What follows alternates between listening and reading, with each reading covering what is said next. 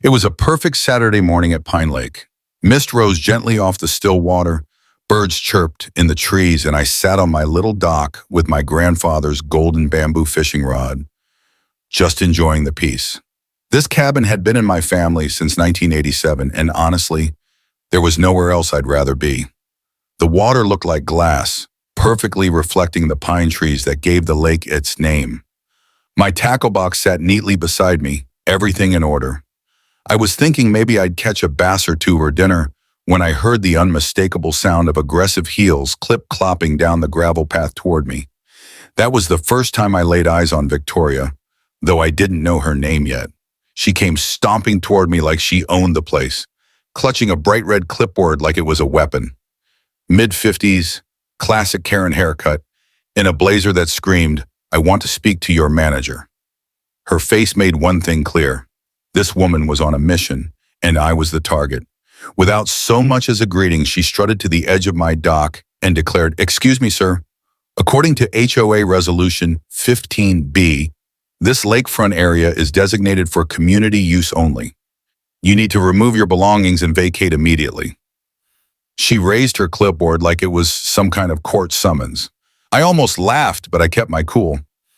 Years of experience had taught me that staying calm in situations like this always worked out better. I smiled and replied politely, "I appreciate your concern, ma'am, but I'm staying right here." That caught her off guard. Her lips tightened. Her face turned red. "We'll see about that," she snapped. "I have the authority to enforce HOA regulations.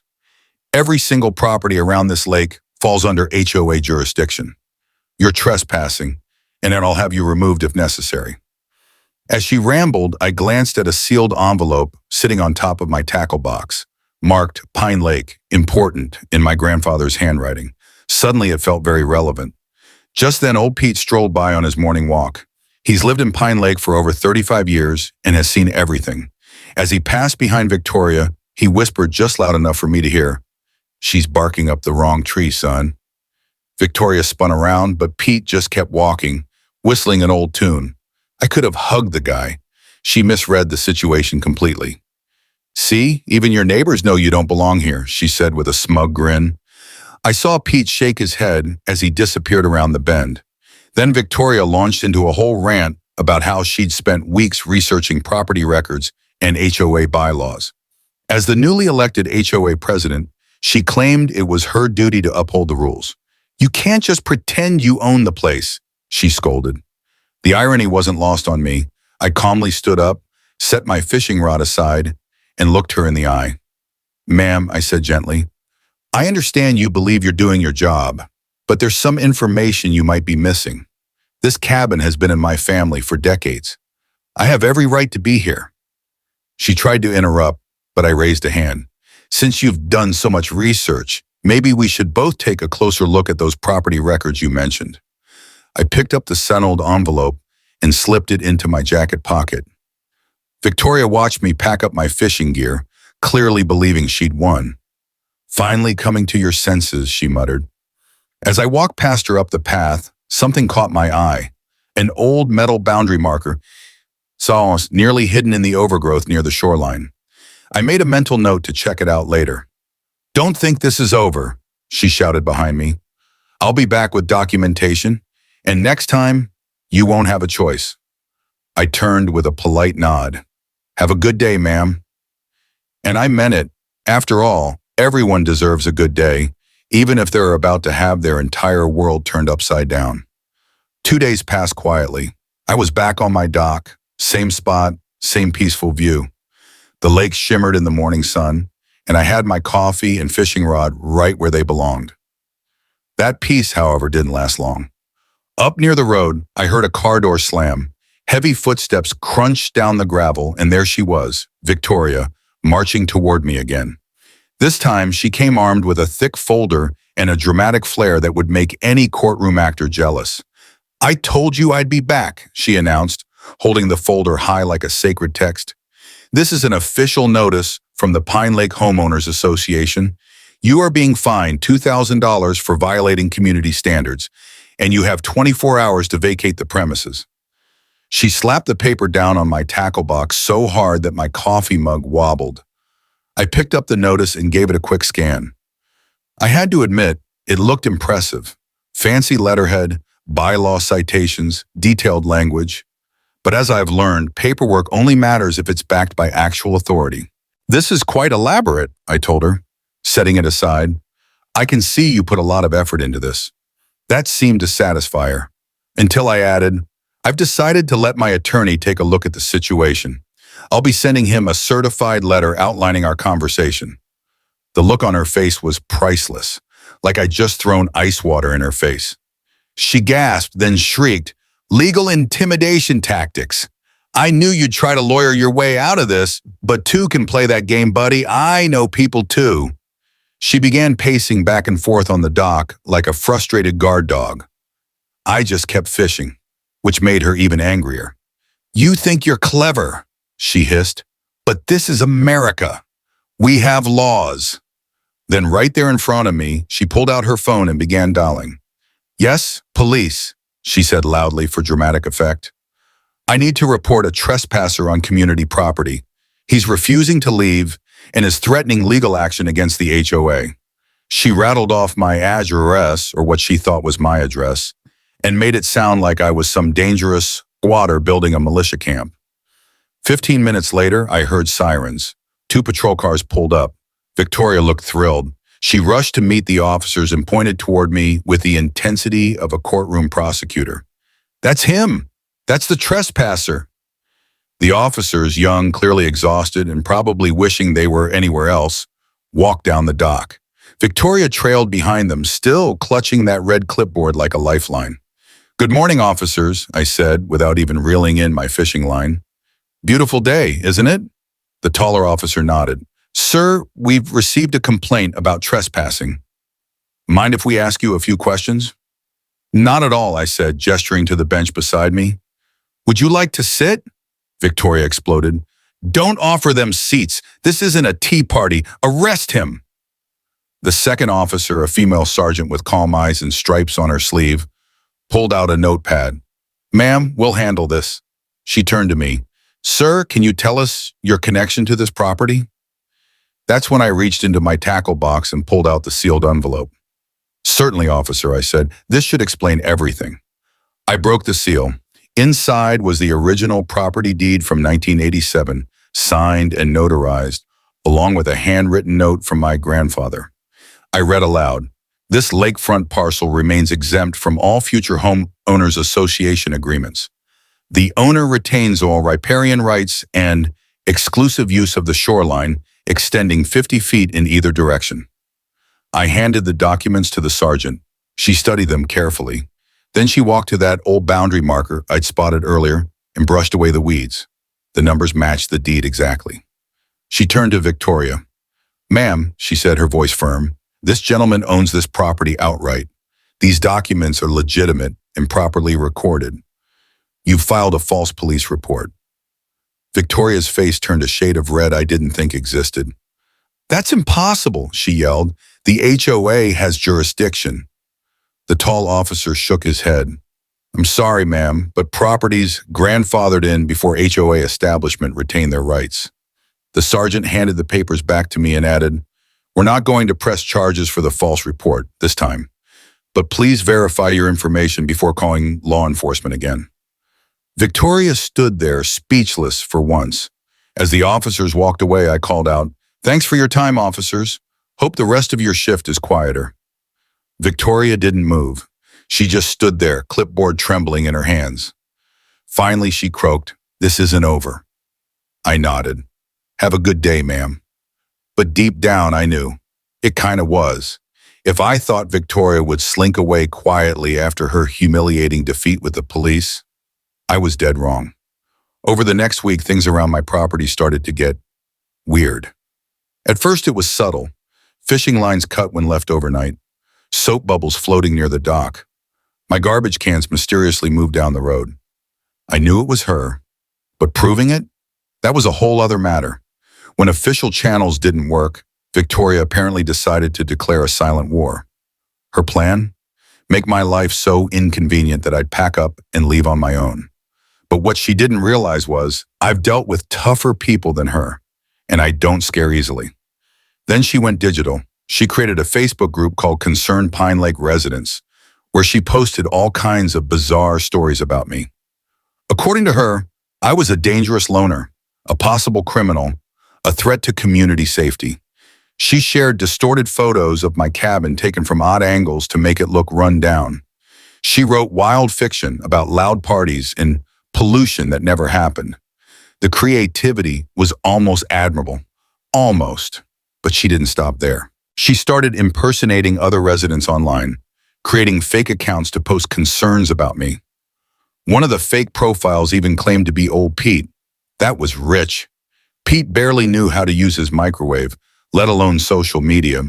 When Pete found out about the fake profile, he stormed over to my place angrier than I'd ever seen him. "That woman's got some nerve," he muttered, shaking his head. "Using my name to stir up trouble. What's she gonna try next?" Turns out plenty. Cars began parking directly in front of my driveway. Different cars, different excuses. "Just visiting a neighbor," they'd say. My mailbox got accidentally knocked over. Twice. Garbage mysteriously showed up scattered on my property. And someone, gee, I wonder who, filed a county complaint about my poor property maintenance. Each incident was small, individually not worth a police report, but together they painted a clear picture. Psychological warfare.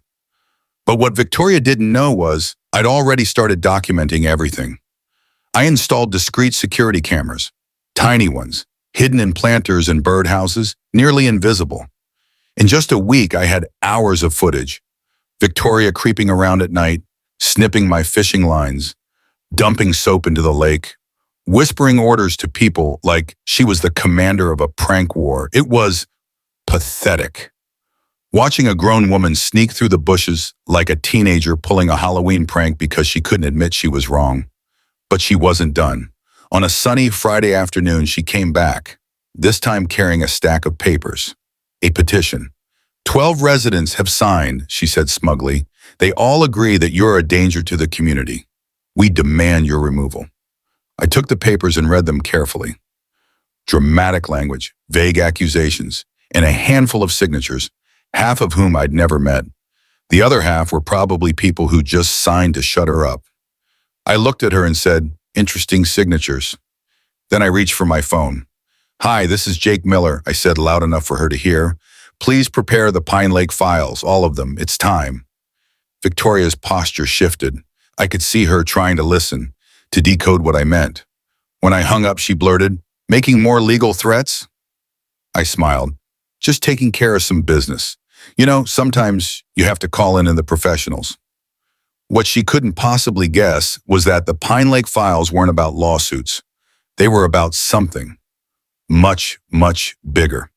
Over that weekend, I began organizing the files. Old surveys, purchase agreements, deeds, legal documents with my name or my company's on nearly every parcel of land around the lake. And what I had in those files would change everything. By the following Thursday, Victoria had called an emergency HOA meeting. She sent notices to every resident in Pine Lake, describing it as a critical community safety assembly. According to her flyer, the primary agenda was the permanent removal of the lakefront trespasser. You'd think I was some sort of outlaw, not a guy with a fishing rod. She reserved the community center, set up 60 chairs, and even had a PowerPoint presentation prepared. The whole event had the vibe of a small-town trial, with Victoria as judge, jury, and executioner. I showed up 10 minutes late, deliberately. Wearing the only suits I owned and carrying a leather briefcase, I walked through the double doors just as Victoria was mid-sentence. "There he is," she snapped, pointing at me as if I were a criminal on a wanted poster. "That's the man terrorizing our community." Some folks turned to look. Most just looked confused. I nodded politely and took a seat in the back row. "You have no right to be here," Victoria yelled across the room. "This is HOA business. You're not even a member." I stayed quiet and let her rant. Her slideshow was a theatrical masterpiece. Graphs showing declining property values, grainy zoom-ins of my cabin, a fabricated timeline of my so-called antisocial behavior. It would have been laughable if it weren't so committed. Residents started raising questions. A woman asked about the police incident, whether any actual laws had been broken. A man asked if the HOA had sought legal counsel. Victoria dodged them all. She insisted it was about protecting the neighborhood. By now, she was pacing like a televangelist, waving that infamous red clipboard, her voice cracking from all the shouting. That's when I stood up. I walked to the front slowly, carrying my briefcase. Victoria started yelling for security, but there was no security, and no one was stopping me. Old Pete, sitting in the third row, chuckled and said, "Let the man speak, Victoria. This is America last time I checked." A ripple of nods spread through the crowd. I turned to face everyone. "Thank you," I said, placing my briefcase on the table beside her laptop. "I'd like to clarify a few things." Victoria was vibrating with rage, but she couldn't stop me now without looking ridiculous. I opened my briefcase and unfolded a large professional survey map. It covered the entire Pine Lake area. "Victoria has done a lot of research about property ownership," I said calmly, "but there's some important information she missed." I laid the map across the table. Every property was clearly marked. Most of them were highlighted in blue. According to the legend, blue meant they were owned by Miller Holdings, LLC, my company. "Actually, Victoria," I continued, pointing at the map, "I do have the right to be here. I own the land under this community center. I own the land under your house, and most of the houses in this room." You could hear a pin drop. Victoria went pale, then green, then just blank. "That's impossible," she whispered. I reached back into the briefcase and pulled out a stack of official property deeds, all notarized and county recorded. "For the past 8 years," I explained, "I've been quietly purchasing Pine Lake lots through multiple LLCs. 80% of the homes here sit on land that I own. Residents hold long-term ground leases." Suddenly, people were rustling through purses and drawers, pulling out lease documents. "My deed says Miller Properties," someone shouted from the middle. "Mine too." "Oh my God, mine does as well." Victoria stood frozen, holding her clipboard like a teddy bear in a thunderstorm. I flipped to one final page into my stack. "Victoria," I said gently, "your home is on lot 47. Your ground lease expires in 14 months. Gasps filled the room. "I'll be reviewing all lease renewals very carefully," I added, taking into account each resident's contribution to community harmony and neighborly relations.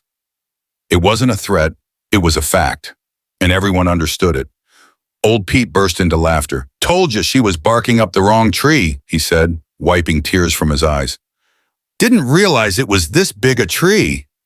The room exploded into relieved, nervous laughter.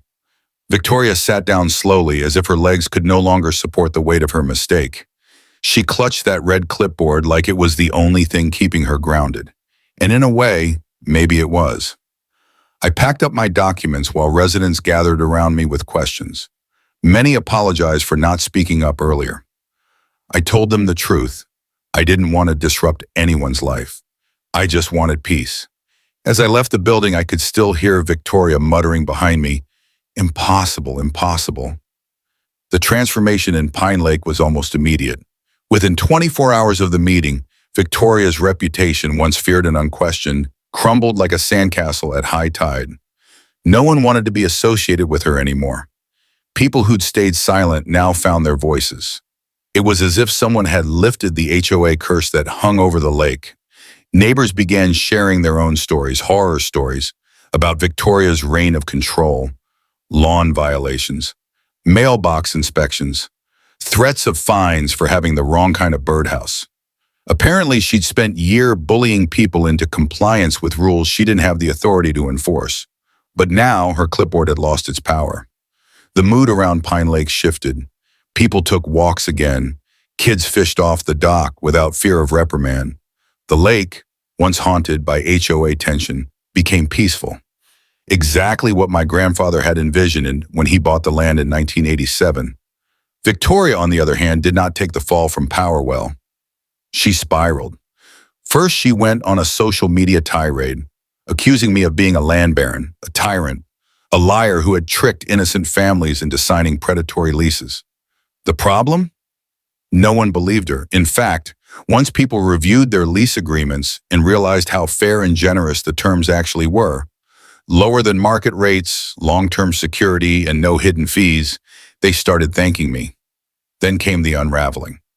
According to old Pete, who has a way of picking up local gossip, Victoria started frequenting the grocery store, looking disheveled and muttering to herself. Wine and frozen dinners were her only purchases. Her pristine hair was now frizzy, her outfits wrinkled, her eyes tired and wild. It was heartbreaking in a way, watching someone unravel so completely. But the damage she'd caused, months of harassment and public slander, still lingered. That's when she overheard something she shouldn't have. I was standing on my dock, casually talking to old Pete about improvements I'd been planning for the lake's infrastructure, upgraded utilities, better water filtration, internet enhancements. Just regular landlord things to make the community better. But Victoria had been lurking in the woods, like some kind of HOA Bigfoot. Suddenly she burst through the brush, leaves in her hair, eyes wide like a cornered animal. "What utilities?" was she shouted. "What are you planning? Are you cutting off our power? Are you evicting us?" Pete and I stared at her, stunned. "Victoria," I said gently, "we're talking about improvements, not shutdowns." But she was beyond logic. She started ranting, screaming about how I was destroying the community. "I'll stop you," she shouted, pointing at me with shaking fingers. "I'll find a way." She was sobbing and yelling. It was no longer just rage. It was fear, deep childhood fear. Later, Pete pulled me aside and explained. He'd spoken to someone who'd lived near Victoria in a previous town. She'd been evicted multiple times growing up. Housing insecurity had scarred her for life. Her obsession with control, with HOA power, it wasn't just about rules, it was about survival. But her methods? They were destructive, and soon they'd take a darker turn. I should have seen it coming. Victoria had already shown signs of desperation, paranoia, obsession, unhinged rage. But what happened next still shook me to my core. It was 2:00 a.m. on a Tuesday. I was asleep in my cabin when my security system blared to life. Motion sensors, floodlights, perimeter alarms. Heart pounding, I grabbed my phone and pulled up the camera feed. There she was, Victoria, creeping through the darkness. In her hands, a gas can, and something that looked dangerously like a lighter. She moved toward my dock, straight toward the golden bamboo fishing rod my grandfather gave me. That rod wasn't just gear. It was memory, family, legacy. Seeing her inch closer, possibly ready to set fire to the dock, made my blood run cold. I hit the emergency button, a direct line to the sheriff's department I'd set up months ago. "This is Jake Miller at Pine Lake," I told the dispatcher. "I have an intruder on my property carrying fuel. Possible arson attempt. I need officers immediately." While I stayed on the line, I watched her on the feed, fumbling, pouring gasoline around the dock, mumbling, unsteady. Sirens arrived within 4 minutes. She tried to run, but she was drunk, panicked, and clumsy. She tripped over her own feet and was caught near the shoreline, still reeking of gasoline. One of the officers was the same one from her original false report. This time he wasn't so patient. "Ma'am, we've documented enough," he said, as she screamed. "He's stealing our homes. He's the threat." She was cuffed and loaded into the cruiser, still yelling about conspiracies and control. 6 weeks later, in court, her defense attorney tried claiming temporary insanity, that the threat of eviction had triggered her childhood trauma. But the evidence was overwhelming. Video footage, gasoline, a clear intent to destroy. She even testified in her own defense, and that sealed her fate. She ranted about protecting the neighborhood from outsiders, even going so far as to say arson was symbolic justice. The jury was out for less than 30 minutes. Guilty on all counts. The judge sentenced her to 18 months probation, 200 hours of community service, specifically cleaning the shoreline she tried to burn, a restraining order, 500 feet from my property, mandatory anger management classes, and restitution for emergency response damages. When asked if I wanted to make a victim impact statement, I stood and said, "Your Honor, I won't push for her eviction. Everyone deserves basic housing security. even if they've treated me as the enemy. I only hope Miss Victoria learns something about respect, community, and consequences. She didn't say a word, just stared at me with the same fire that once fueled her clipboard crusade. But the war was over. Weeks later, as I sat on the dock, fishing rod in hand, I saw her, wearing an orange safety vest, trash bag in hand, cleaning up the very lake she tried to burn. Every Saturday, she'd march the shoreline under supervision, silently picking up litter while I fished. I always waved politely, never mocking, just kind. And that, more than any court ruling or document, is what seemed to break her spirit. Over time, she changed. Her glare faded, her posture softened. By month 6, she wasn't the same. And to everyone's surprise, including mine, Victoria became one of the first to volunteer when the county cleanup program became a monthly event. Maybe it was guilt, maybe it was growth. But either way, Pine Lake had become peaceful again, just like my grandfather wanted. And so the woman who tried to take everything from me ended up preserving the very place I fought to protect. Poetic justice? Maybe. But more than that, it was a lesson in patience, preparation, and standing your ground when you know the truth. Sometimes the best way to win is to stay calm, stay kind, and let karma do the rest. If you enjoyed this wild HOA showdown and satisfying twist of fate, don't forget to like, comment, and subscribe to HOA Karen Central, where we bring you the craziest real-life community stories with justice served hot. Hit the bell icon so you never miss a showdown. Until next time, stay sane, stay peaceful, and beware the red clipboard.